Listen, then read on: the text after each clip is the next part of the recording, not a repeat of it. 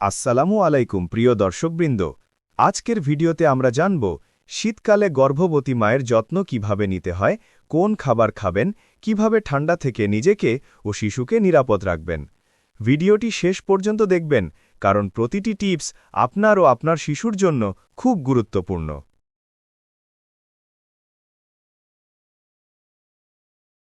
১. পোশাক।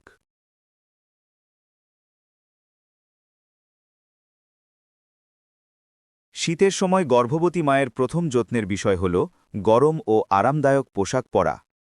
ঠান্ডা লাগলে মা ও শিশুর উভয়ের জন্য ক্ষতিকর হতে পারে, তাই ঢিলেঢালা উলের বা তুলার পোশাক পরুন।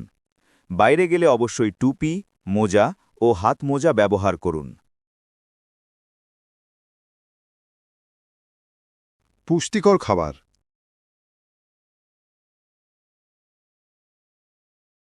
এবার আসি খাবারের কথায়। শীতে গরম গরম পুষ্টিকর খাবার খাওয়া সবচেয়ে জরুরি। খাবারে রাখুন দুধ, ডিম, মাছ, মাংস ও শীতকালীন সবজি, যেমন গাজর, পালং শাক, লাল শাক।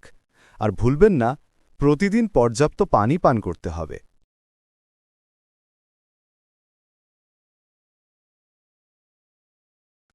৩. সূর্যের আলো। শীতকালে সূর্যের আলো কম পাওয়া যায়, ফলে শরীরে ভিটামিন ডির অভাব হয়। তাই প্রতিদিন সকালে অন্তত ১৫ থেকে ২০ মিনিট সূর্যের আলোতে বসুন। এতে শরীর গরম থাকে এবং শিশুর হাড়ের গঠন ভালো হয়। ত্বকের যত্ন। শীতের ঠান্ডা বাতাসে ত্বক খুব শুষ্ক হয়ে যায়, তাই প্রতিদিন ময়েশ্চারাইজার বা নারকেল তেল ব্যবহার করুন। গরম পানি নয়, হালকা গরম পানি দিয়ে স্নান করুন।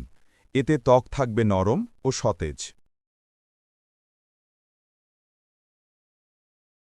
৫. ঠান্ডা ও ফ্লু প্রতিরোধ। শীত মানেই ঠান্ডা, কাশি বা ফ্লুর ঝুঁকি, কিন্তু গর্ভাবস্থায় এসব থেকে খুব সতর্ক থাকতে হবে। ঠান্ডা পরিবেশে বেশি সময় না থাকা, ধুলাবালি এড়ানো এবং পর্যাপ্ত বিশ্রাম নেওয়া খুব গুরুত্বপূর্ণ। কারো কাশি থাকলে দূরে থাকুন, আর অসুস্থ হলে নিজে ওষুধ না খেয়ে ডাক্তারের পরামর্শ নিন।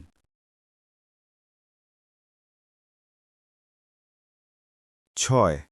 ঘুম ও বিশ্রাম। পর্যাপ্ত ঘুম মা ওর শিশুর স্বাস্থ্যের জন্য অত্যন্ত গুরুত্বপূর্ণ। রাতে গরম পানিতে পা ভিজিয়ে নিলে ঘুম ভালো হয়।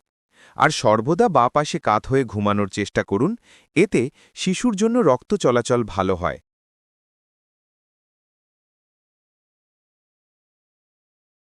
৭. ডাক্তার পরামর্শ।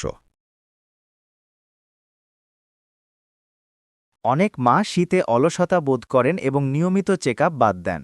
কিন্তু মনে রাখবেন, গর্ভাবস্থায় প্রতিটি চেকআপ অত্যন্ত গুরুত্বপূর্ণ। নিয়মিত রক্তচাপ, ওজন ও শিশুর নড়াচড়া পরীক্ষা করুন। কোনো সমস্যা মনে হলে সঙ্গে সঙ্গে চিকিৎসকের সঙ্গে যোগাযোগ করুন।